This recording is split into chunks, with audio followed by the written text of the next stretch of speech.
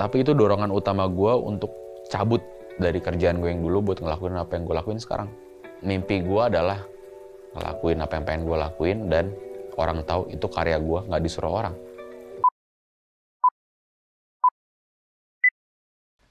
Halo, nama gue Baskara Putra, biasa dikenal juga sebagai Hindia.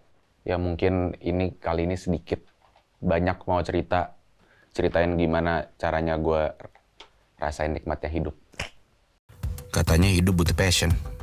Emang passion apaan sih? Simple, kerjain yang lo suka. Apapun yang terjadi, gue ulik sampai jadi. Nikmatnya kayak main, hasilnya nggak main-main. Kerjaan yang lo suka, rasakan nikmatnya hidup. Mudah Garam Signature. Mungkin banyak yang kenal gue di luar sebagai orang yang manage 3 proyek musik, ada Fis, ada Hindia, ada Lomba Sihir. Sebelum ini gue sempat loncat-loncat di banyak tempat pekerjaan yang beda-beda, sempat kerja di agensi, sempat bantu-bantu di PH juga, sempat kerja di salah satu institusi resmi, sebuah kedutaan dari sebuah negara di Eropa. Cuman akhirnya semua itu capek gitu ngerjainnya. Terus gue coba iseng-iseng kayak seriusin musik yang udah pernah gue bikin beberapa tahun ke belakang. Gue loncat kapal dan puji Tuhan berhasil. Kalau cerita konteksnya dulu, gue 3 bersaudara. Yang main musik banget tuh kakak gue, anak tengah. Gue tuh anak bungsu. Gue selalu ngeliat kakak gue nih jago banget. Pengen banget juga kayak bisa kayak kakak gue.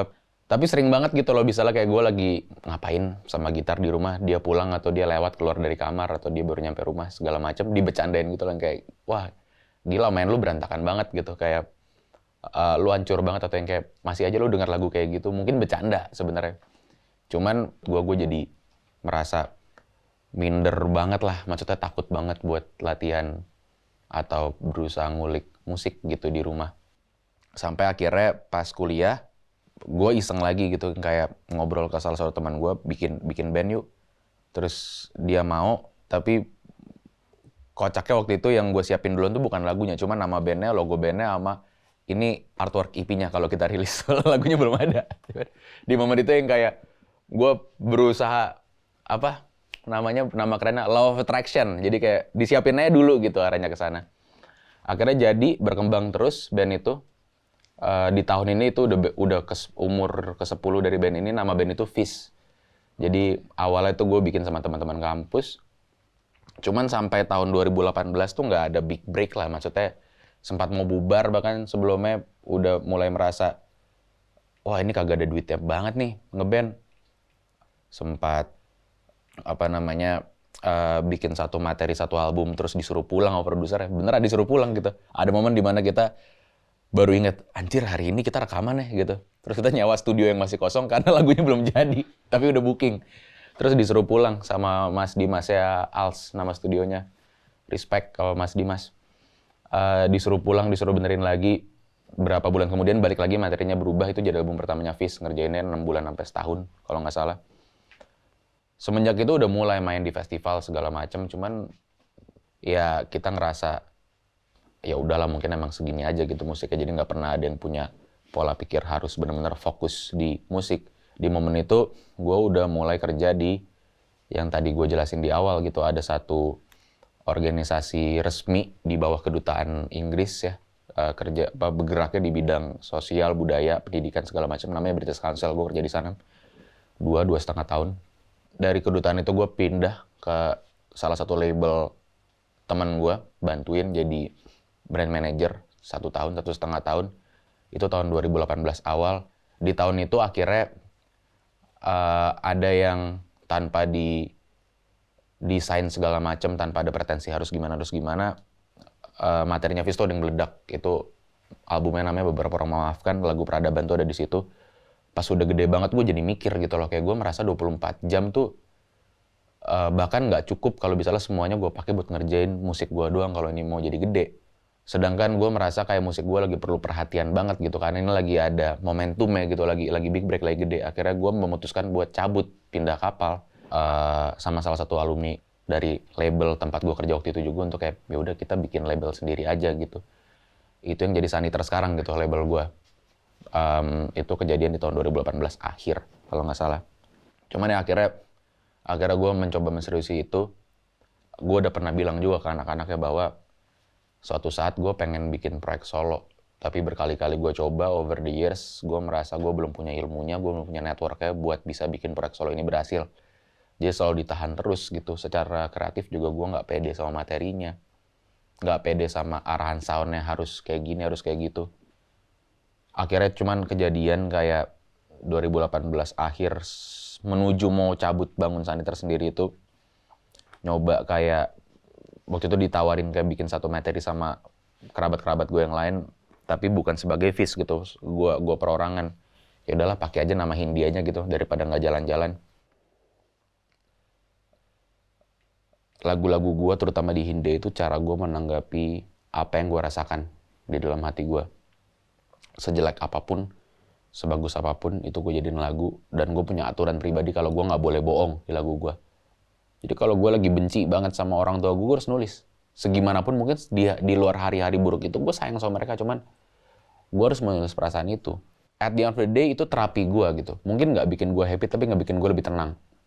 Tapi akhirnya 2019 awal ada single benerannya gitu, ada single seriusnya yang menuju album. Itu big break gue yang kedua gitu, yang gue nggak pernah nyangka ada di ada di momen itu gitu. Ternyata dalam proses gue melakukan itu, apa yang gue rasain itu dirasakan juga sama banyak orang lain. Cuman buat gue satu hal yang paling memorable tuh ini. Gue lupa kotanya apa ya, mungkin karena gue kebanyakan minum dari tadi. Itu kan air teh. Iya, tapi ini lemon tea, sebenarnya bagus buat kesehatan. Suatu hari gue pernah kelar manggung, tim gue di belakang panggung ngasih surat, di dalam suratnya ada jendolan. Pas gue buka ada cincin ini, dalam ini. Ada cincin ini. Terus gue baca suratnya. Terus orang ini cerita, dia punya mental health struggle dari kecil. Dia keadaan mentalnya tuh nggak baik. Berusaha untuk mengakhiri dirinya berkali-kali. Itu di luar masalah. Gue lupa, setahu gue dia punya leukemia apa tumor yang ngebikin life expectancy-nya dia tuh sangat rendah karena penyakit itu. Terus dia cerita, tapi dari dulu gue tuh dikasih cincin ini sama keluarga gue sebagai lucky charm. Jadi orang-orang terdekat di hidup gue selalu bilang bahwa kamu akan ngelewatin semua keadaan itu selama kamu megang cincin ini, karena ini lucky charm ya. Di saat suatu hari dia merasa terpuruk banget, dia nggak tahu gue siapa, dia buka Spotify, dia denger Hindia. Dia denger sealbum, besoknya dia denger lagi sealbum, besoknya dia denger lagi sealbum, sampai itu jadi habit dia untuk denger Hindia. Terus dia bilang, buat gue sekarang, cara gue berusaha get on living, gak nyerah sama hidup gue itu denger album lo. Lucky charm gue adalah album lo. Jadi makasih udah ngasih album lo buat gue. Biar hidup kita fair, cincin ini yang dulu lucky charm gue kasih ke lo karena lo udah ngasih album lo buat gue. Jadi ini gak pernah gue lepas dari tangan gue sekarang. Dan buat gue di saat lo udah ngalamin itu di hidup lo udah bodoh amat dibilang kayak suara lo jelek, lo gak bisa nyanyi. Ini gue aja berkaca-kaca gitu, selalu kayak setiap kali berusaha kayak menceritakan ini ke orang gitu. Sesuatu yang dulu gue kerjain diem-diem di kamar karena gue takut kakak gue ngatain gue segala macam, ini yang bisa bikin gue hidup, dan ini yang bisa bikin kayak orang-orang terdekat gue, tim gue bisa hidup itu 100% dari sini. Kadang-kadang kan gini ya, kalau misalnya kayak ngomongin komentar orang di internet gitu, lu ngomong ke teman-teman lu, pasti teman-teman lu bilang kayak, gak usah dipikirin, dia gak kenal lu. Faktanya kalau lu ada di posisi itu gak gampang buat lu gak mikirin itu. Karena ya lu bayangin minimal 20 orang ngatain lu di internet tiap hari gitu. Jadi kayak lu buka DM itu takut. Gue pertama kali ngeliat hater, pertama kita selebrasi, makan-makan sama Fis. Anjing punya hater gitu kayak. Itu pencapaian. Kayak sampai ada sesuatu yang lu lakukan bikin orang benci sama lu gitu. Berarti ada yang lihat kan.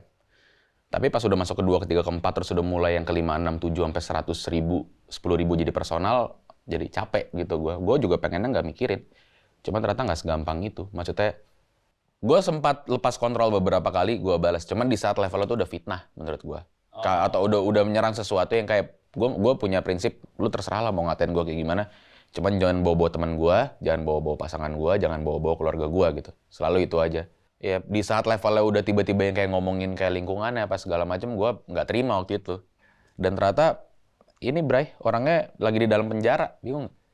Akhirnya ya gue berusaha try to be the better person aja lah waktu itu, yang kayak ya udahlah, maksudnya gue nggak tahu apa yang dia laluin, jadi gue nggak pengen merasa kayak ya buat gue apa yang dia lakuin salah gitu. Cuman gue berusaha ngerti aja dan justru malah trying to be a friend, karena akhirnya ngobrol gitu kan via telepon segala macam.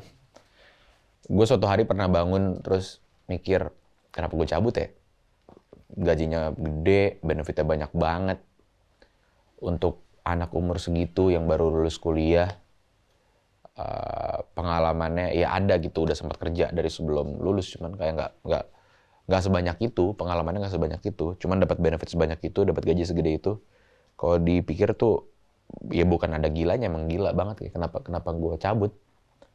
Cuman kayak tadi gue bilang gitu, kayak maksudnya gue juga avid gamer gitu, gue main game banget. Ada satu filosofi di dunia gaming yang gue sangat-sangat percaya bisa diaplikasikan di hidup.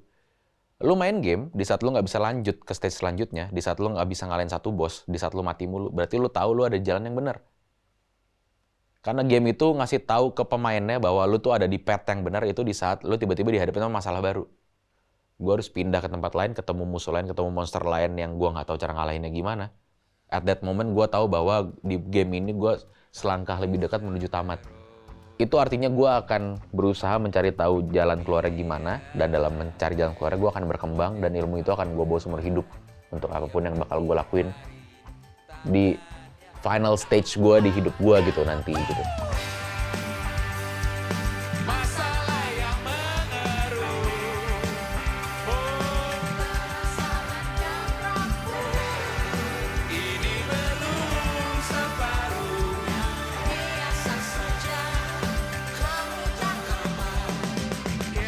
Buat semua yang nonton ya, buat semua yang denger gitu, gue yakin banget sekarang di kepala lu nih, di ujung lidah tuh ada satu kalimat yang pengen lu omongin ke orang terdekat lu, atau ke bos lu, atau ke kolega lu. Cuman lu nggak pernah berani ngomong itu. Apapun bentuknya.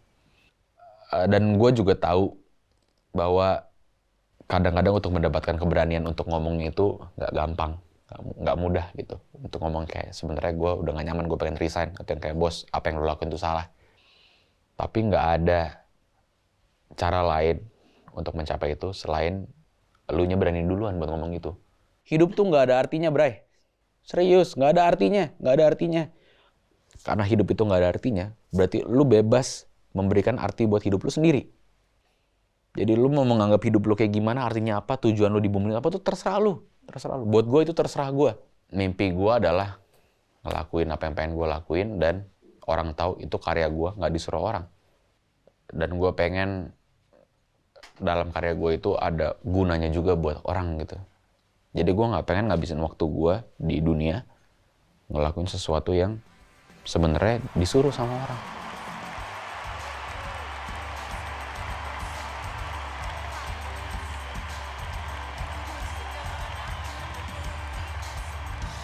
Oke, dari gue itu aja. Lagi-lagi nama gue Baskara Putra /Hindia, karena banyak orang suka lupa di saat banyak orang ngomong. Dan ya itu cara gue menikmati atau merasakan nikmatnya hidup gue dengan cara gue sendiri. Tapi bukan berarti itu yang paling benar. Gak ada yang lebih tahu lu dibandingin diri lu sendiri. Itu aja poin gue. Oke, love you so much. See you. Love you too, bro.